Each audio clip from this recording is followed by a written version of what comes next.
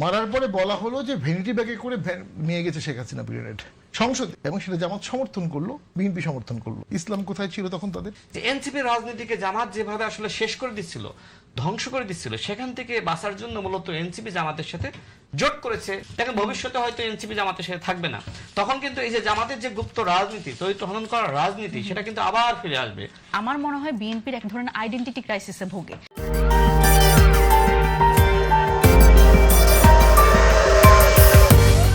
5 বছর পর ভোট হবে, একবার আওয়ামী লীগ একবার বিএনপি, এটা অলিখিত একটা সেটেলমেন্ট বিদেশিরাই করে দিয়েছিল দেশের ইনস্টিটিউশন সহ, এবং 91-তে তাই হয়েছে, 96-তে তাই হয়েছে, 2001-এ হয়েছে। ব্যত্যয় ঘটেছে 2006-এ, যখন 1,28,00,000 ভুয়া ভোটার দিয়ে ভোট করার চেষ্টা করা হলো। যে চেষ্টাটা 14 সালে আওয়ামী লীগ করে সফল হলো, ওই একই চেষ্টা বিএনপি জামাত করে ব্যর্থ হয়েছে। জামাত ইসলামের ইসলাম তখন কোথায় ছিল? 1,28,00,000 ভুয়া ভোটার দিয়ে। আবার ইয়াজউদ্দিন সাহেবকে কেয়ারটেকার হেড করা হবে সম্ভবত সংবিধান ভায়োলেট করে, এগুলো অনেক ব্যাখ্যা আমি দিয়েছি। তখন জামাত ইসলামী টু শব্দ করেনি। গ্রেনেড নিয়ে কেন বলছি? তৃতীয় বিশ্বে গ্রেনেড মারার ঘটনা ঘটতে পারে। মারার পরে বলা হলো যে ভ্যানিটি ব্যাগে করে নিয়ে গেছে শেখ হাসিনা পিরিয়ড সংসদে, এবং সেটা জামাত সমর্থন করলো, বিএনপি সমর্থন করলো। ইসলাম কোথায় ছিল তখন তাদের? এবং শুধু তাই না, তদন্ত হয়নি, জজ মেয়ের নাটক হয়েছে। এই জন্য আমি এই কথাগুলো বলছি। অবশ্যই আওয়ামী লীগ অসম্ভব খারাপ কাজ করেছে, তারা সাফার করছে, কিন্তু আওয়ামী লীগই এটা স্টার্ট করছে ব্যাপারটা তা না, স্টার্ট আগেও হয়েছে, অনেক আগে। এখন সেই প্রেক্ষাপটে সামনের দিনে আমরা কি দেখতে পাচ্ছি? সামনের দিনে যদি আপনি একটা জনগোষ্ঠীর অংশকে বাদ দিয়ে দেন, যে আপনি বললেন আমরা ভোটে খারাপ করেছি, আমরা তো ভোটে কখনো এত খারাপ করার কোনো কারণ নাই। আমরা তৃতীয় হব রংপুরে, আমি তৃতীয় হব সুন্দরগঞ্জে। ইঞ্জিনিয়ারিং করে আমাদের ভোট কমানো হয়েছে। আওয়ামী লীগ বাদ, জাতীয় পার্টি বাদ, সংসদে আছে কারা? বিএনপি, জামাত, এনসিপি। এই সিস্টেমটা অঙ্ক বলে টেকার কথা না, টিকতে পারে, কিন্তু অঙ্ক বলে, ইতিহাস বলে, পৃথিবীর ইতিহাস বলে যে এই সিস্টেমটা দীর্ঘদিন টিকবে না, সমাধান করতে হবে, কারেক্ট করতে হবে। কারেক্ট করতে গেলে তো ডেফিনেটলি আপনাকে একটা না একটা সময় আওয়ামী লীগকে অ্যালাউ করতে হবে, সামহাউ রিফর্ম করে হোক, শাস্তি দিয়ে হোক। এই গণঅভ্যুত্থানের পরে আবার ছাত্র সংসদ নির্বাচন হলো, বাকসাস এনসিপি সমর্থিত ছাত্র সংগঠন এত খারাপ কেন করলো? ওই যে ছাত্র শিবিরের গুপ্ত রাজনীতি, আব্দুল কাদেরের চরিত্র হনন করা, তাদের নেতৃবৃন্দ চরিত্র হনন করা। তা আমার কাছে মাঝে মধ্যে মনে হয় যে এনসিপির রাজনীতিকে জামাত যেভাবে আসলে শেষ করে দিচ্ছিল, ধ্বংস করে দিচ্ছিল, সেখান থেকে বাঁচার জন্য মূলত এনসিপি জামাতের সাথে জোট করেছে, যাতে করে তাদের রাজনীতি জামাত শেষ করতে না পারে। এটা হয়তো এনসিপির নেত্রী তিনি ভিন্নভাবে ব্যাখ্যা বিশ্লেষণ দিবেন, কিন্তু আমরা দেখেছি যে তাদের ভিতরে যে শত্রুতা, সেটি হলো নাসিরউদ্দিন পাটোয়ারি বলেছে যে সংস্কার চান না কি চান, ভণ্ডামি বাদ দেন, মন খুলে বলেন। এমনকি এই যে জামাত ইসলামকে বলা হয়েছে, নাসিরউদ্দিন পাটোয়ারি বলেছে এটা ভারতের সৃষ্ট দল, আওয়ামী লীগ এবং জামাত এটা ভারতের তৈরি করা দল। এমনকি নাহিদ ইসলাম, যিনি এখন আমাদের অত্যন্ত গুরুত্বপূর্ণ নেতা বিরোধী দলের, তিনি বলেছিলেন যে এদেশের মানুষ কখনোই জামাতকে গ্রহণ করবে না। এই যে জামাতের নেতৃত্বে যে 11 দলীয় জোট দেশের মানুষ যে গ্রহণ করে নাই, এর পিছনে কিন্তু অন্যতম ওই নাহিদ ইসলামের বক্তব্যটা মানুষ কিন্তু মাথায় রেখেছিল। গণঅভ্যুত্থানের মুখপাত্র আজকে হয়তো আমি জানি না তাদের ভিতর কি ধরনের আদর্শিক জোট হয়েছে, তারা বলে যে আমাদের আদর্শিক জোট না, আমাদের নির্বাচনী জোট। দেখেন ভবিষ্যতে হয়তো এনসিপি জামাতের সাথে থাকবে না, তখন কিন্তু এই যে জামাতের যে গুপ্ত রাজনীতি, চরিত্র হনন করার রাজনীতি, সেটা কিন্তু আবার ফিরে আসবে। অর্থাৎ এনসিপি যে একটি সম্ভাবনা ছিল, আমি কিন্তু আমার একটি পোস্টে উল্লেখ করেছিলাম যে এনসিপি একটা উদীয়মান শক্তি, গণ অধিকার পরিষদ একটি উদীয়মান শক্তি ছিল। এই দুটা দলের যে সম্ভাবনা, গলা টিপে হত্যা করেছে জামাত এবং শিবির। কিন্তু আমি অক্ষরে অক্ষরে প্রমাণ করে দেখাতে পারি যে 24-এর গণঅভ্যুত্থানে বিএনপির মতন দল যদি অংশগ্রহণ না করত, এদেশে গণঅভ্যুত্থান হতো কিনা সেটি নিয়েও সন্দেহ আছে। আমি প্রত্যেকটা তারিখ দিন আমি বলে দিতে পারবো। দল হিসেবে এই যে ভাই বললেন যে জুলাই আন্দোলনে কার কি ভূমিকা, দেখেন জুলাই আন্দোলনে যেরকম ছাত্র জনতার ভূমিকা ছিল, রাজনৈতিক দলগুলোরও ভূমিকা ছিল, এবং যখনই আমরা এই ভূমিকাটা অস্বীকার করতে যাই, তখনই এই যে একজনকে একটু বেশি ক্রেডিট, একজনকে একটু কম ক্রেডিট দিতে যাই, বা কোনো একটি দল দেখা যাচ্ছে যে এখন এরকমও আমরা শুনছি যে মুক্তিযোদ্ধা হিসেবে, শিশু মুক্তিযোদ্ধা হিসেবে জনাব তারেক রহমানকে 71-এর তাকে এক ধরনের দেওয়া, একটা সম্মান দেওয়ার কথা বলা হচ্ছে সংসদ থেকে। সেরকম আমাদের ধরেন এই জুলাই গণ অভ্যুত্থানেও অনেকেরই দেখা যায় যে এই এক দফার ঘোষক থেকে শুরু করে সব জায়গায় দেখা যায় যে বিএনপি আসলে নিজেদের একটা, আমি বলবো ওই যে আমরা আসলে দল হিসেবে এটার সাথে নাই, ওই ঘোষণাটার জন্য ওনারা বোধহয় একটা হলনেসের মধ্যে থাকে বা একটা আইডেন্টিটি ক্রাইসিসের মধ্যে থাকে, যে জুলাই আন্দোলনে আমরা যেহেতু ঘোষণা দিয়েছিলাম একটা, ওটা কৌশলগত ঘোষণা, তারপরেও আমরা বোধহয় তাহলে জুলাই গণঅভ্যুত্থানে নাই, মানুষ এটা ভাবছে।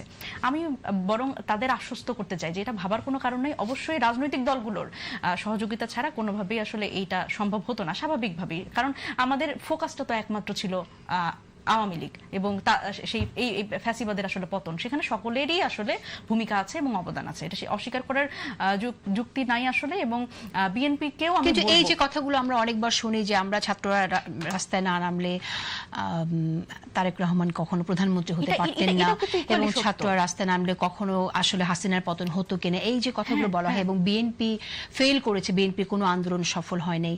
প্রশ্ন যদি এভাবে আসে যে বিএনপির যে আন্দোলনগুলো হয়েছিল সেই সময়টাতে আপনারা কোথায় ছিলেন? না দেখেন, আমরা তখন বিভিন্ন বিশ্ববিদ্যালয় ক্যাম্পাসে ছিলাম, আমরা আমাদের মতো আমাদের এজেন্ডাগুলো নিয়ে হচ্ছে সাফার করেছি, এবং সেই জায়গায় তাদেরকে তো সহযোগিতা করতে পাশে দাঁড়াননি। না, তাদের ছাত্রদের তো আসলে রাজনৈতিক দলগুলোকে সহযোগিতা করার মানে সেই ধরনের এজেন্ডা তো ছিল না। ছাত্রদের আমাদের বিষয় নিয়ে আন্দোলন করতাম, আমরা জাতীয় এজেন্ডা নিয়েও নামতাম। কিন্তু দেখেন, এটা তো সত্য, এটা তো স্বীকার করতে হবে যে রাজনৈতিক দলগুলোর ডাকে মানুষ নামে নাই।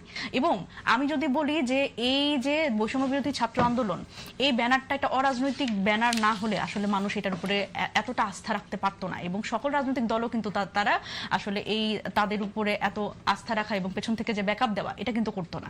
সুতরাং এটা ক্রেডিট দিতেই হবে যে তারেক রহমান যে দেশে এসছেন, বা অনেকেই আমি যদি বলি যে জেল থেকে সংসদ বা এই যে অরাজনৈতিক যে রূপটা রেখেছে জি বিএনপি বলি বা জামাত বলি, তারা যে এই প্ল্যাটফর্মকে অরাজনৈতিক রেখে পেছন থেকে যে তারা সাপোর্ট দিয়ে গেছে, সেই সাপোর্টের ক্রেডিটটা দেবেন না? হ্যাঁ অবশ্যই, আমি তো এটাই বলি। কিন্তু সেই ক্রেডিটটা মানে আমার মনে হয় বিএনপির এক ধরনের আইডেন্টিটি ক্রাইসিসে ভোগে, যে আইডেন্টিটি ক্রাইসিসটা তাদের এটা মনে করায় যে যেহেতু আন্দোলনের সময় আমরা ঘোষণা দিয়েছি যে আমরা আসলে জুলাই আন্দোলনে নাই, এখানে এটা ছাত্রদের আন্দোলন, সেখানে ওনাদের আসলে এই আইডেন্টিটি ক্রাইসিসটা আছে। আমি একটু আগে কথাটা বলছিলাম যে এই যে অরাজনৈতিক রেখেছে, একদম ঠিক আছে, একদম ঠিক আছে। সেটাই বলছি, রুহুল কবির রিজভী সাহেব বিএনপির মুখপাত্র, তিনি কিন্তু রাত 10টার সময়, যেহেতু মহাসচিবের একটি বক্তব্য, সেটা কৌশলগত হোক আর যাই হোক একটা বিভ্রান্তি সৃষ্টি হয়েছিল, সেক্ষেত্রে আমি নিজেই কিন্তু জানাব সালাউদ্দিন আহমেদের সাথে কথা বলেছিলাম, আপনাকে কিন্তু বিশ্লেষণ দিলাম। ওই দিন একই দিনে 17 জুলাই রাতে 10টার সময় বিএনপি দল হিসেবে স্থায়ী কমিটির মিটিং করে তারা কিন্তু প্রেস ব্রিফিং করে জনাব রুহুল কবির রিজভী। তার মানে কি, মহাসচিবের বক্তব্য যে সাময়িক একটা বিভ্রান্তি সৃষ্টি করে, মানে মনে করেন যে বিভ্রান্তি ধরে দিলাম। আচ্ছা, মানে আমি বুঝতে পেরেছি, তবে আমি একটু বলি। হ্যাঁ, আমি বলি শুনেন, যেহেতু একবার বলা হয়েছে মানুষজন কিন্তু সেটা ক্যাচ করেছে। এখন এখানে যে জায়গাটা সেটা হচ্ছে, দেখেন আমি যদি বলি যে রুহুল কবির রিজভী উনিও কিন্তু 5 আগস্টে আমরা যখন ওনার বক্তব্য শুনি, উনি কিন্তু বলছেন বাবারা মায়েরা তোমাদের জন্য আমরা মুক্ত হতে পেরেছি, উনি কিন্তু ক্রেডিটটা দিয়েছেন। এবং এই যে আন্দালিব রহমান পার্থ, তিনিও কিন্তু সেদিন বলেছেন যে অবশ্যই এটা ছাত্রদের ক্রেডিট, এই ছাত্ররা যদি রাস্তায় না নামতো আমরা মুক্ত হতে পারতাম না। তো এইটা তো আসলে সেই সময়ে কিন্তু ওনারা কিন্তু এভরিথিং হ্যাজ বিন ডকুমেন্টেড, সবকিছু ডকুমেন্ট আছে, এবং ওনারা তো এই কথাগুলো বলেছেন, ওনারা কিন্তু ছাত্রদের ক্রেডিট দিয়েছেন।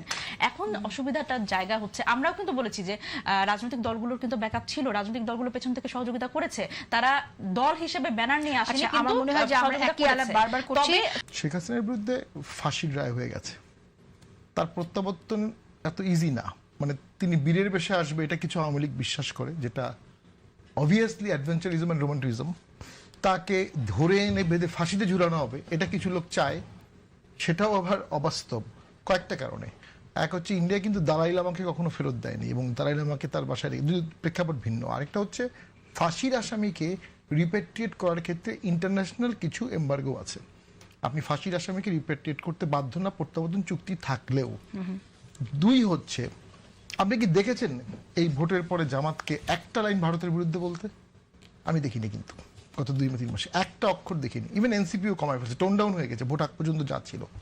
ভারত একটা বাস্তবতা।